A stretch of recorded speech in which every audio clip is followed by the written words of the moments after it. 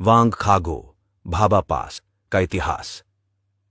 According to history, Bhabha Maheshwar ji 15 बिश तथा कुल्लू मनाली के एरिया को अपने अधीन करके जब पिन वैली स्पीति पहुंचे तो वह पिन वैली में तेलिंग गांव के ऊपर स्थित पहाड़, जिसका आकार देखने में महल जैसा है।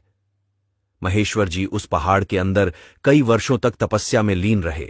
महेश्वर जी पहाड़ के अंदर से बाहर मोनाल पक्षी का रूप धारण करके निकलते थे।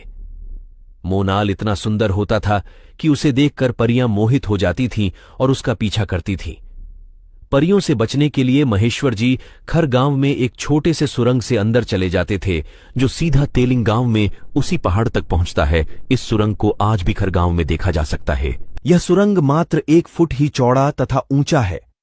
कई वर्षों के तपस्या के बाद महेश्वर जी अपने पुराने स्थान भाभा वैली आने के लिए रोज वांग खागो तक आते थे, और वांग खागो भाभा पास की ऊंचाई अधिक होने के कारण पार नहीं कर पाते थे, क्योंकि महेश्वर जी मोनाल बनकर ही बाहर निकलते थे और मोनाल अधिक ऊंचाई तक उड़ नहीं सकता था। महेश्वर जी खागो पहाड़ के ऊपर से उड़ नहीं पा रहे थे, तो उन्होंने पहाड़ को ही फाड़ कर रास्ता बना दिया, जिससे वांग खागो पहाड़ का आकार एक उड़ते हुए पक्षी की तरह बन गया और इस पहाड़ की ऊंचाई बहुत कम हो गई, जिसके कारण आज भाभा पास दुनिया का एकमात्र ऐसा पास है जिसे सभी प्रकार जानवर, घोड़े, गाय, बैल, भेड़, बकरियां, याक आदि सभी पार कर सकते हैं। एक समय स्पीति के लोग रामपुर लवी हो या अन्य व्यापार करना हो, इसी भाभा पास वाले रास्ते का उपयोग करते थे।